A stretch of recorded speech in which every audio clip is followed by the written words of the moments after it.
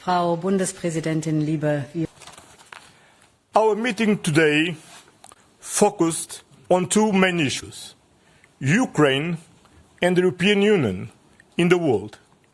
On Ukraine, I can tell you that the mood in the room was one of strong determination.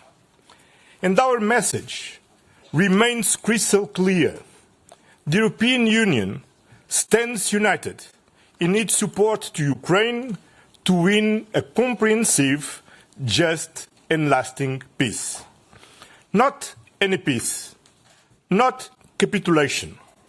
Only Ukraine, as the aggressed country, can legitimately define what peace means and if and when the conditions are met for credible negotiations.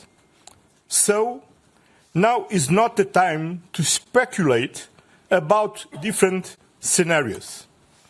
Now is the time to strengthen Ukraine for all scenarios. And the discussion today confirmed that the European Union is ready to do whatever it takes, as long as necessary, to put Ukraine in the position of strength for what comes next. This is the message that we gave to President Zelensky. To achieve this objective, we are taking concrete steps.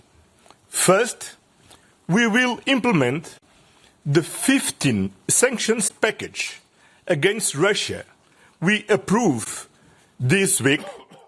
This package closes loopholes and limits circumvention and especially targets the so-called shadow fleet. Second, we have already delivered about 130 billion euros of financial support, and we will deliver an additional 30 billion euro in 2025. Third, we will increase the pressure on those who directly or indirectly contribute to the international escalation of the war and damage international peace and security by supporting Russia. Finally, Ursula and I will continue to explore ways and means to increase the support to Ukraine. A final word on Ukraine. Let me be very clear about what this conflict is about. Russia's war of aggression is not just a war on European territory. It is a war against the international community, because Russia is violating universal fundamental principles of the United Nations Charter and international law: sovereignty, territorial integrity, self-determination. Which brings me to the second main focus of today's meeting, the global engagement of the European Union. The starting point for this is clear. The world is multipolar. Multipolarity creates new opportunities to develop mutually beneficial partnerships with countries on all continents. To do so, we must give up oversimplified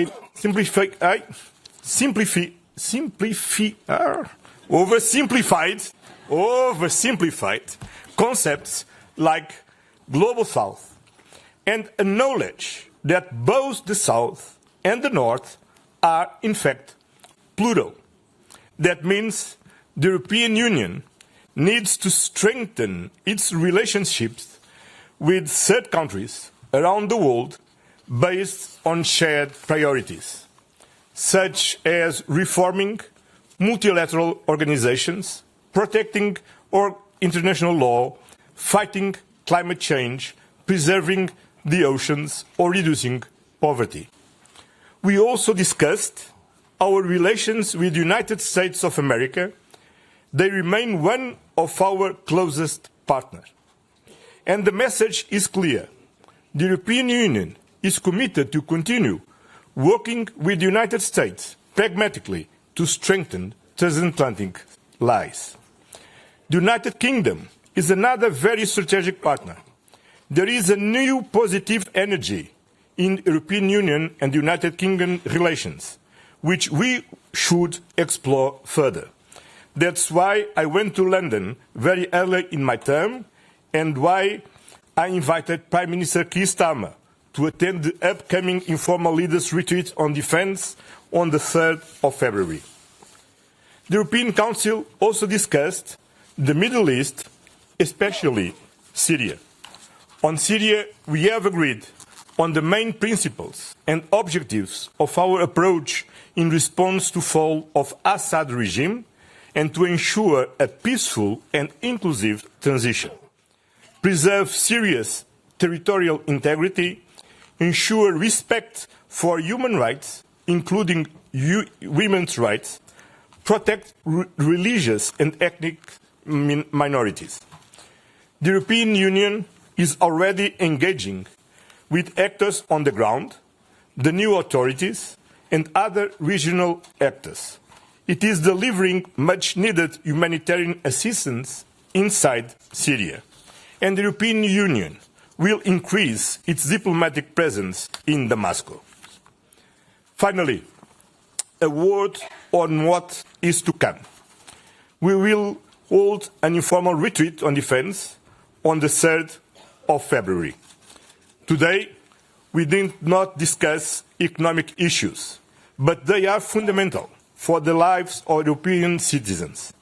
I have therefore informed leaders that the March meeting of the European Council will have a strong focus on competitiveness, prosperity, trade and jobs.